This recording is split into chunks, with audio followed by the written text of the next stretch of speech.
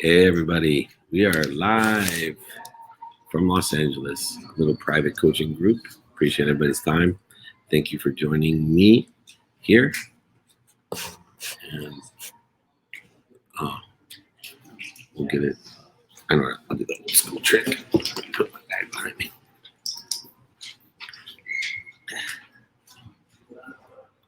All right, anybody coming on today?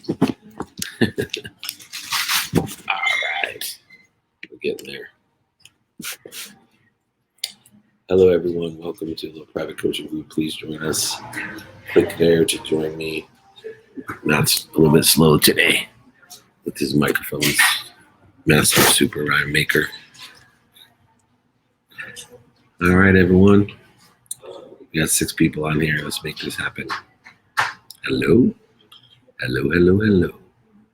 301 and counting. Hi. Anybody have a question? I'm here to help this private coaching group, business edition. Hello, hello. Testing, testing. Hopefully people got the notification. There we go. That's more like it. Hi. Can you hear me okay? I can. Can you hear me? Yes, thank you. I'm in a car, obviously. I'm not driving, though. I'm safe. I can see that. Unless you're in London, it looks safe. Oh, right? Yes. Good call. No, not in London. Ooh, that'd be nice, though. Anyway, hi. Hi. Question for you today. I was watching your persistence video on YouTube, which is a wealth of information. I love your YouTube channel, by the way. But in it, I heard you say ego is the fear of loss. And I've heard you talk about the ego in so many different ways, and that was a new perspective for me. So I'd love to understand where that came from. And I'm not going to put myself on mute to the road noise. Yeah, so if wholeness, oneness, and abundance is the truth, if everything's connected to everything, through everything, and for everything, then ego would be the fear of it not being that. It would be a need to be separate, inferior, superior, anxious, frustrated, angry, guilty, resentful. Any of these needs of the egos, any of the triggers that we have to either trigger a need or to be and trigger the fear, flight, feed, or fight, or other F-word mechanism would be a fear of loss or separation, right? A fear of separation, a fear of interference is a fear of loss. Anything that is outside of abundance, of limitlessness and infinity would constitute to me a fear of loss. So if we can utilize multiple definitions to understand where we are creating interference between the wholeness, the limitlessness, the infinity that we are, the ability that we have, the light, the love, and the lessons that exist in us, that fulfillment, all the purposeful and passionate, and even profit, then we can help to diminish or dissolve, where we're working against ourselves, or where other people would say you're in your own way, or I would say you're creating interference between you and what you already are.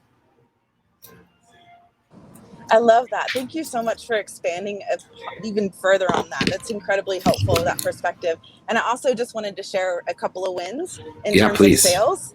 I like wins. Oh my gosh. Every month I've been doing this. It's so amazing. It keeps getting better and better, and it's growing. And I don't speak a lot about my sales in here, but I just wanted to say it's great. I appreciate it. I guarantee it. That's what I do. So that's not a surprise, but I'm super proud of you, and keep on trajectory your way up. There we go. Oh, keep up the good work. I'm back. Thank you. Thank you. Congrats. Bye. Thank you. All right. Next up, my friend Zak. What's going on, Zak? Hello, how are you? I'm great. Can you hear me okay? I can. Can you hear me? Yeah, perfect. Awesome. I just want to make sure because Christina had a little activity It's to do there. kind of interesting how I just popped on and how you popped on here, because I thought it was at 3 o'clock, but I'm Eastern Standard, but it's 3 o'clock Pacific. So I was like, I missed David again. No. No, you got me. On Instagram and a few other places, and I'm like, yes, I get it. I'm on that. But today I'm working on something, and it's interesting how you popped up, because I'm just pulling so many blanks. I was just about to go for a walk. I want to invite some people on the podcast in regards to like spiritual growth. I said money mindset, health, fitness. but I'm kind of stuck on the kinds of questions I should ask. And like, I call it an enrollment form where people come on, leave me their name, number, what are their expertise and stuff like that. What are some suggestions you could give me on some good questions that I could ask them so I could kind of filter the ones that I want to connect with and the ones that I don't want to connect with? That would be a benefit, I should say. That's what I should, a benefit and a non-benefit to the organization. So for me, all open minds lead to the leads that I want. So my questioning is always to determine if someone has an open mind or a closed mind. And so, I can send you the survey form that I have on the podcasting side that allows me to determine an open mind. And the reason I say that is an open mind is going to be willing to help you, either them themselves or they're going to know someone to help you, because everyone has such connectivity and expansive community today. A closed mind is going to be very resistant to certain questions or even certain information that they want to give up. So for me, the only qualifier that I concern myself or feel that could be pertinent and credible in the survey process or an initial application form is only to determine open mind or closed mind, because we can't generate enough information in order to determine whether they're a qualified potential candidate, low-hanging fruit, or whatever it is. But it is quite effective to get like-minded people that are willing to help and to be helped, or those who have an open mind, an open heart, and even open hands. So you'd be surprised how effective it is to circulate information to determine if someone has an open mind, and then they'll be open to having a conversation to see how they can either be of service to you, or if they know someone that could be of service to you, or if you can be of service to them. Does that sound fair? That does sound fair. And that's exactly what my whole process was in regards to, okay, like, would you share this on your socials? I'm like, who wants to even ask that question? It doesn't even feel like genuine. Would you share this on your, because I've seen other situations that people have asked me that question. I said, of course I would share it on my socials at the end of the day, because I'm not doing it for me. I'm doing it for humanity at the end of the day. I always look at helping humanity, but when it came down to me asking the questions, it's exactly what I was looking for. Someone to have that open conversation with. But how to articulate that in a question, I find that so difficult for me. So sure. I would love. Why'd you start? Why'd you start your podcast? What's the purpose of your podcast? What would be the objective of speaking with me? Where do you see yourself in 5 years? What's the biggest challenge that you've had, and who's to blame? These questions immediately indicate if someone has an open mind, or they live into accountability, or they live in blame, shame, and justification, scarcity. You can ask simple questions like, do you believe that there's an afterlife? Someone that doesn't believe in afterlife has a closed mind. You don't have to ask that many questions to determine whether someone has an open mind or not. If I gave you $1 million, what would you do with it? Very easy question to determine if someone has an open mind or not. That's a good one. Okay, perfect. I'm going to sit with all this now. Thank you so much, David. Have a great week. You got it. Thank you, Zach. Take care. I'm glad I got you. Wendy. Hey, Good how are you? afternoon. I'm great. How are you? Good. This is actually my first time, so it's awesome to finally get in touch with you. Good. Well, we're very happy to have you. I'm thrilled to finally be able to talk to you. So I'm also in Eastern Standard Time, so I was not sure how this operates. So I run a business. I'm a senior living advisor.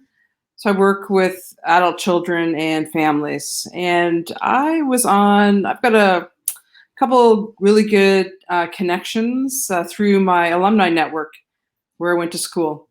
And one of the folks I was networking with last week, they run a very profitable business. They're funded by two of the most profitable families in Canada. Like, this guy's very well connected. So really appreciated his time. So what I wanted to ask you is, one of the, we're talking like, you have any ideas? Can you put me in contact? Again, what you've said to me. So one of the things he suggested to me is I move into employee assistance programs to offer my services. So I'm thinking about approaching businesses here locally. So similar to the lady, Zak, that was just on, open-minded people, right? I think that was a great lead-in. but I want to do like a video kind of introduction. I really enjoy YouTube. My YouTube channel, people really connect with me. So, connecting or embedding an video into an email as a first approach, because I know you've got this, 3 approaches, which I love, and it's totally effective for me, right? That last email is like, I know you're busy, but I'm moving on, right? Like, I think that's very effective. So should I be calling them? Should I be sending them an email with the video embedded to say, hey, this is what I'm all about. This is why I want to talk to you. What are your thoughts? So for me, utilizing the open-minded, constructive strategy that I have, there's only 4 ways, and all 4 ways should be utilized in order to effectively stimulate interest or transition interest. Your video, the longer video explaining everything, is a transition of interest. If you want to create a short video that stimulates interest so that they request something from you, a conversation or a video or something else that can transition interest, then you could have 2 videos. But there's only 4 platforms that we use. Number 1, in person. I always say I set forth an objective every day to ask in person. People I don't know, people I know, people I kind of know.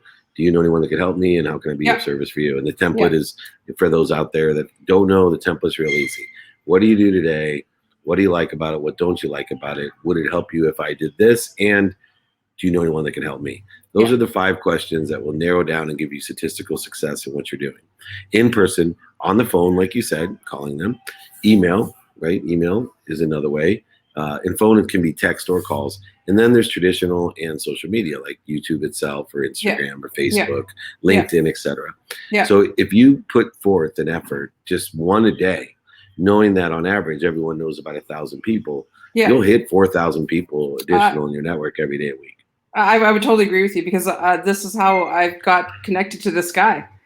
I was a friend of his, again, someone who was went to our school. I asked this guy, Randy, can you help me out? And he put me in contact with this guy. So, I mean, I'm absolutely on your side. I think it's effective. It's really, again, this idea of getting people interested, right? Sparking their interest so that we can go to the transition. So, okay, I'll take. Remember also, everybody, I call it the dog walkers, cousins, sisters, nephews, babysitters strategy. That means that you never know who the cousin, nephew, babysitter's dog watcher is that knows the president of the company you want to talk to. Absolutely. And that's all it takes. So you got it. That's all it takes. Yeah. Okay. Thanks, David. You got it. Appreciate it. You got it. Bye. Thank you. All right. Number 1, you're up. Mr. Juan. Hey, what's going on, David? It's first time as well for me. So thank you very much. And I'm excited. So my question for you is, as someone that just finished up his freshman year at Penn State, and as a young 19-year-old, and really, have a lot of interest and, hopping on networking calls with people and learning about their industry, as well as, going to these events and kind of showing face early. What would be your advice as someone like myself who, with these interests, it kind of leaves you in the sense of not knowing it's kind of being not afraid of the unknown, but not knowing if I pursue one career, for example, in finance, but ultimately find that maybe something in marketing is actually my true calling. What's your kind of advice to that as someone as young, I guess, as young as me? Number 1, ask for help. Find different people in different situations and ask them for questions, ask them help, be more interested than interesting. Something that I was not when I was your age. I mean, I was pre-med and didn't even realize doctors had to go to hospitals. I mean, I was so stuck in knowing everything instead of not knowing what I don't know. So, keeping your options open and asking for help, finding different mentors in different areas, and being open to changing your mind. There's so many people, if you connect the dots backwards, that started out with law degrees and English degrees and doctorates and PhDs and MDs and MA PhD, whatever they are, and they ended up in completely different spots. I was on yesterday. He was an electrical engineer. I know he's an electrical engineer. I think he actually may have gone to Penn State even. Anyway, he's like over $1 trillion in money managed financial services industry. But he's an electronic engineer. So remember, your degree, your education is developing skills, knowledge of what new, and honing your desire, right? You can learn to love anything. And what you want to do is try to be exposed and interested in enough things that it's just like, it's enough food. You start realizing, whoa, I naturally really love this, but I could learn to love this. And later on in life, maybe you do. You develop or acquire a certain taste and have focused in on acquiring a taste. Well, you can acquire a taste for anything, taking out the trash, doing your dishes, any class. If you take the right mindset, if you give it the meaning you want, can be the best class or the worst class of your life. And you know that because you've been in classes your freshman year already where people are like, dude, that's the best ever. And you're like, I hated it. Or you're like, oh my God, that's the best class ever. And your friends are like, I hated it. You can find meaning and give meaning to everything you see. So be more interested than interesting. Ask for help. Keep your options open and don't be afraid to change your mind. That's where you're going to start and watch the difference. Remember, what you pay attention to and what you give intention to will create the coincidences in your future. Sounds good. Thank you so much, and great talking. You got it. Another number one from Penn State, the home of Joe Pa. Oh, what are you doing there? Why did you do that? What did Jill do to Matt? What did he do, Kathleen? I don't understand. Anyway, good afternoon, Kathleen. Although I was next in the queue, that's all. Oh, you were? Oh, you although put the I wouldn't have wrong one. minded. Yeah, I can be pushed around as much as I have a high tolerance. Me too. Me too. So, very high. It's just an indicator that I have a lesson to learn. Yep. Hey, if I was in LA today, I'd be driving over. Aren't you doing a thing to meet up today? I'm at the studio. Yeah, I'm at the studio right now with Michael Brandrup, and we have a meetup. We have a fireside chat. We got a showing at the gallery of the extraordinary artwork that Michael Brandrup has, and the top silver Wendy doing the baseball cards for Tops and painting people like Kershaw and Tatis Jr., Mariano Rivera. It's really cool. Anyway, I digress. I am here, and anyone that wants to come, like please. A great time. It really does. I would totally dig it. As I am working on grant number 3 today, what I have been living on lately, today, the phrase that keeps going over in my head is, I haven't come this far to only go this far.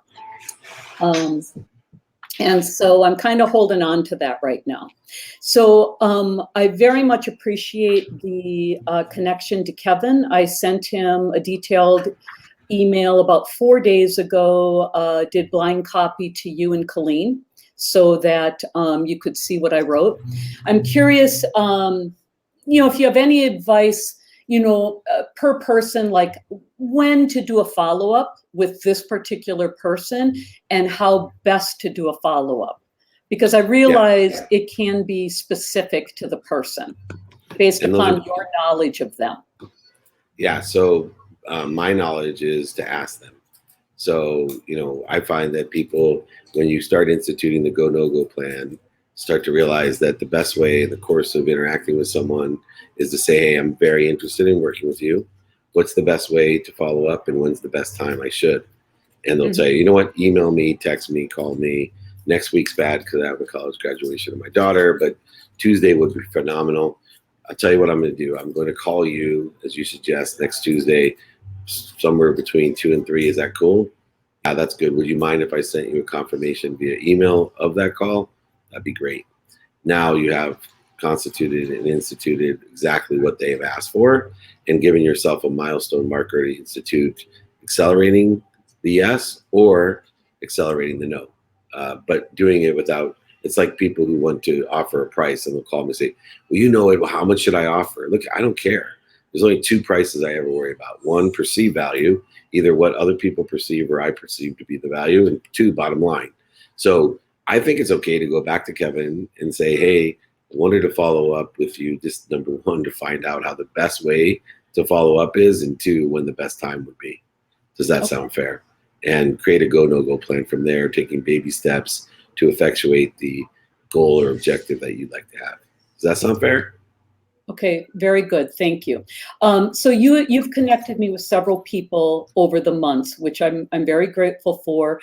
And I have attempted to include you and or Colleen when I'm sending off these introductory emails, and each one is slightly different and tailored toward the person that you're referring me to. I would appreciate any feedback from you now or as we proceed as to how to tailor the email. Like, is it too wordy? Am I giving more information than what's being asked? Things like that, so that I am making best use of the person's time. And so that's just sure. And just to help everyone in the group as well, right? Like, determined upon the stage, and I break it down to 5 stages. One is the email meant to stimulate interest. Then only thing you should put in the email is to get someone to email you back, right? That's the only way you can interact with them. If you send an email, you want them to get back to you. So that's the only purpose of the email. You shouldn't sell, describe, transition interest, etc. After you've had that interest or expressed interest, then the email should be about transitioning interest. So it could be a video, it could be a paragraph, something like that. Then it's about having a conversation to share a vision. Very rarely can you share a vision via an email or a message of any kind, text, email, or a phone message. So usually, in order to do it, it has to be face-to-face or on the phone in order to share a vision. And the idea behind sharing a vision is quite simple in my mind. It's taking the quantitative value of what you're offering to exceed what you're asking for. And that mathematical decision is all based off of what the conversation will entail. After that, creating and managing and developing the vision through a go, no-go plan of here's what we're going to do next. This is when you're going to meet, pay, execute, so that you can codify what you promise as well as codify the action and the deadlines in which you create and agree upon with the client. Then if you do that effectively, just meet those expectations and follow the go, no-go plan and execute the value and quantify that to exceed what you asked for, your business will thrive. It'll be someone they can go back to and say, hey, as you know, you gave me $20 and I gave you $100 back. Can you see any reason one of your friends would want me to give them $100 for $20? And that's how business grows. So I'll send you that 5 to Thrive document of the stimulant interest, transition interest, share a vision, manage and develop the vision, and thrive. I'll send it to everyone if they want it. David@dmeltzer.com. Colleen will send it to Kathleen. She has a thumbs up next to me right now. But I will also be more than happy if you send me the email and say, this purpose of this email is to transition interest. I'll tell you how I would change it. Is that fair? Okay, sounds good. I appreciate it. I appreciate you. Thank you. Take care. Bye-bye. Hi. Bye-bye. Hi, Colleen. Okie dokie. There she is. Hey. Hey, Jill. How are you? Good. Wish I knew more than 5 minutes ago that you were going to be in LA. I would have driven there to meet you in person. Oh, see, now you're going to get my team fired because every single one of my coaching clients, they should have given you plenty of notice. They posted it 6 hours ago, but No, they should have been emailing and calling you. So all of my coaching clients were supposed to get last week. I'm only a couple hours away in Santa Barbara. Oh, that would have been a big drive. I will have to tell you that we'll be up in Santa Barbara. I'll save you the traffic time. So that'd be awesome. But we'd love to have you, and I love your hat. Okay, thank you. Me too. Cool. So great stuff that you shared with Kathleen. Super valuable. I appreciate the reminder of that. So update on my personal situation. I sold my share of my business and now I'm out. Yeah, good, all good. I was needing to leave and I left. So now I'm interviewing for VP sales roles. I've had a few interviews, couple job offers, haven't taken them. I know it seems like sales, there's a lot of opportunity right now. Yep. So I'm trying to narrow down something for me personally. So I was convinced I wanted to be an individual contributor because I had run sales and ops and finance, and I was just kind of exhausted. And I have a son graduating. Congratulations on your daughter's graduation. And he's headed to Amherst and my daughter's at Northeastern. So I am kind of free. Broke. And I know I'll be an empty nester and they'll be super far away. So I kind of can go anywhere, move anywhere. I sold my house last year. So I'm really kind of open and excited, really. So the reason I turned down those roles is I was convinced I wanted to be an individual contributor, but then I realized that it has been a decade since I made 100 cold calls a day. And I'm more of a hunter builder. So, developing teams, managing teams, I have my playbook, I have a strategy, a process on how to get companies to get to sales of 10 mil from nothing. And I built that 3 times. So I kind of think now I need a role where I could start out doing that, but that it's going to end up managing people and building a team, because I just don't know how long, what my runway is to do that myself for a year. I don't know. So because you've taught me to ask, do you know anyone who can help me? I probably do a ton of people. So if I hear what you're saying, just so I'm clear, you're looking for a role to be an individual contributor initially to learn and align with a startup type of business, a low revenue, gross revenue business, to maybe build a team. Post, early investor, early seed trade before Series A, maybe $100 million in revenue. Yeah. So, but doing revenue, right? Not pre. Yeah. So a revenue generating $1 million business, let's just say, and you'd like to lead the sales way to build a team below you to take it to 10 million. Yep. Okay. Yes, I have companies that I would be happy to introduce you anywhere in the country, because you sold your house and your kids are at I know. It's kind of exciting. Excellent academic school. So all you need to do is work probably 4 or 5 more years and they can take care of you, right? Just to pay for yes. Well, my daughter wants to go to law school, so that's an added. Have her call me. I'll save you that money.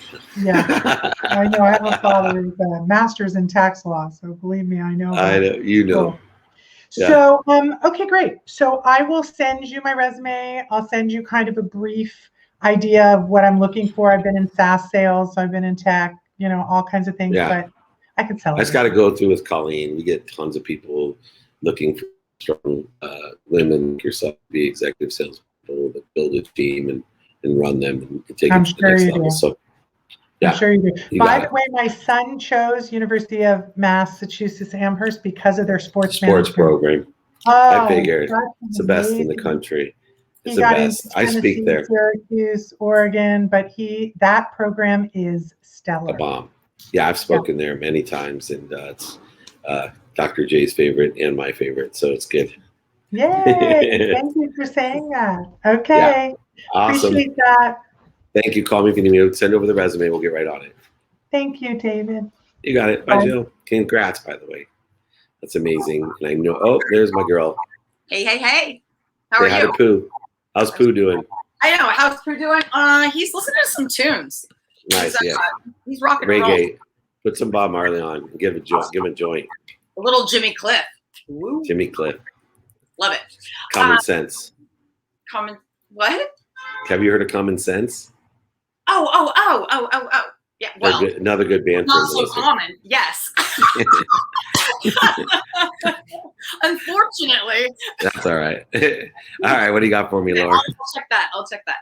So, hello, right? Spiritual stuff, and all of that. We're doing sign language these days. I love it. So just to kind of piggyback, off of yesterday about asking you about your podcast. I mean, clearly, I have a lot to say.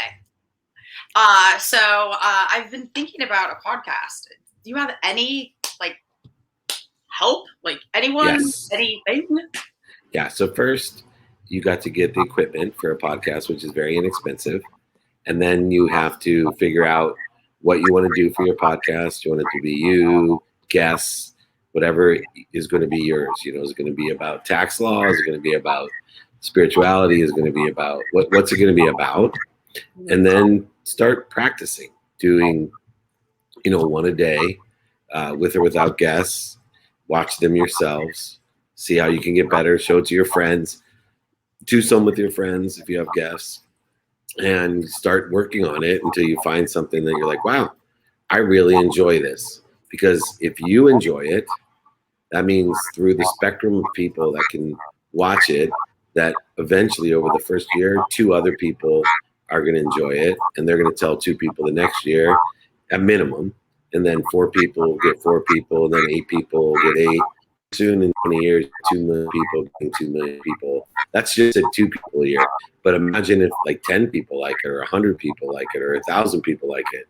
Right. You can have millions of people like we have in 3 years, and have all the. But you have to get to a point where you have the right equipment. Okay. Right, you understand the software, you understand how to post, you can get help with that, and I can give you names of people that can help you. But you need to practice until you find something that you enjoy. When you listen to it, you're like, I really enjoy that. Like I just did one with Rob Deerdeck, and I left there going, man, I can't believe I get paid to do this. I freaking love that. I can't wait to go back and listen to it. Right. Well, that's true. And it wasn't like when I started, it was more, I really enjoyed that, then I freaking loved it. But there was a lot of other people that really enjoyed them early on too. Well, that's groovy. And yeah, I mean, that's what I'm doing, at least with just like Instagram. I mean, I do stories, like I'm just building, as you say, right? Like credibility, just like finding like, and I'm finding my vibe, right? Of things. And I actually do. I really enjoy, like, it's so crazy for me to actually say, like, I enjoy watching and listening to myself. Like, it's like the craziest thing. Well, I enjoy listening and watching you too. Years, but that's okay. What's that? Would you say? I said I enjoy watching and listening to you too. Well, thank you. You as well. One last thing before I let you go. Do you know Andy Cohen? Yeah. The Bravo guy? Yeah. Like, not well. Like, not well. Best friends. Like, oh. He's awesome. Yeah, no. I'm trying to get him on the podcast. So if I do, you can come in and watch and I'll introduce you. Oh my freaking God. Oh my God. I will love you like for the rest of my life.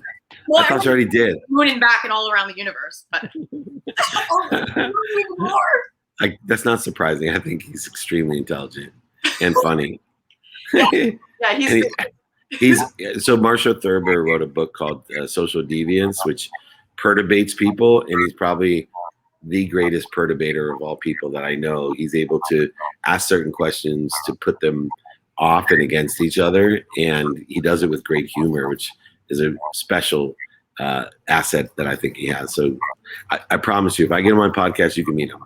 Please, because I was almost going to be on Love Connection, but I wasn't divorced. I wasn't legally divorced, so I couldn't get on. I couldn't get on. The guy was like, that's the second show.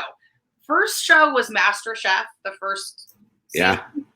That was another whole thing of why I couldn't get on it. I worked for a woman that worked for Fox. And then the Love Connection, and I wasn't legally divorced. So third time's a charm. Third time's a charm. There you go. All right, love you. Have a great day. Love you. You too. Bye. Bye, Pooh. All right. Last but not least, the incredible Bonnie. How's your mommy? She's not good. Unfortunately, she's in a lot of pain. She said they gave her morphine. My husband made her some brownies, but he can't take them to the hospital. Got it. That really helps her. She has a medical card or whatever, but we can't take them. Anyways, yeah, she's hanging in there. All right. Well, I'm praying for her. I told her, I sent the glove and everything, and I told her, and you and Evan, actually Evan's been asking me about her every time I talk to Evan on his lives. And I need to move next to Laurie. Like, I need to go move next door to her, wherever the hell she is. I don't know where that's at, but her energy, it's actually part of why I came on here. So I just needed to feel the energy today because my brain is just sapped. And the advice that you gave Kathleen, I'm getting better with names here. Yeah. The way you broke down the 5 for Thrive was super helpful for me because I still sometimes look at these documents and go, I understand what this is saying, but I can't translate it sometimes to I don't know, regular language. Yeah. Of course. So yeah, that was super helpful. So I'm going to play that back. But I have a noob question for you. It's a word my kids use, noob. Yeah, I like it. So I'm looking through this list of contacts that I'm going to cold call, and it's really companies and then kind of the head of the company, or I have the CEO or the president's name. But for what I'm doing and what I'm trying to sell, what title a person do I need to talk to? Because I'm not going to call like the president and say, hey, do you want to buy some t-shirts? You know what I mean? Like what Yeah, are the I'd call the titles president. Nobody of else those is calling the people? president. I'd call the president. That's who I'd call to start and say, I know you're not the right person, but who within your organization should I talk to? I'm a woman who runs a small business that's supporting companies just like yours, and I'd really appreciate your support. Who can I talk to? I'd like to sell some branded items to help with either internal or external brand recognition, awards, awareness, whatever it is.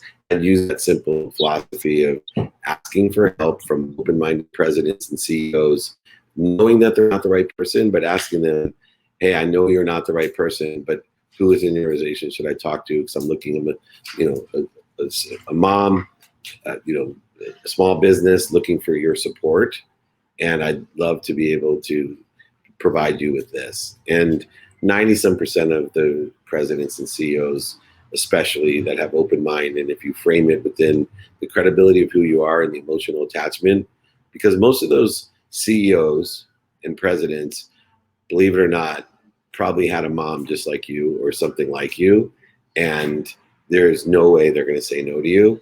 Where a VP of sales or a human resource person that is getting called 16 times a day being sold shit, your statistical success will be so low. Where I would play the credibility and emotional attachment, the illumination of, hey, I know you're not the right person, but I'm a small business owner, a mom, I have this business and I really could use your help. I have great products for your company. Could you help me and tell me who the right person to talk to is? Now you got a power sponsor, the president of the company, telling the VP, hey, hook up this woman. She's amazing. She called me. She needs our help. What's an extra 10 grand?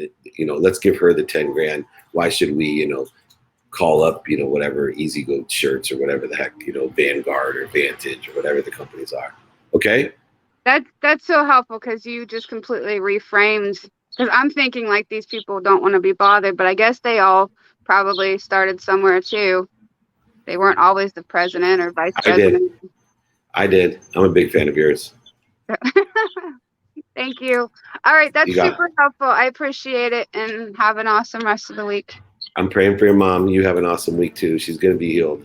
I'm working on it. From the spiritual starfish is working on it. The spiritual starfish. I love that. I'm going to hold on to that one.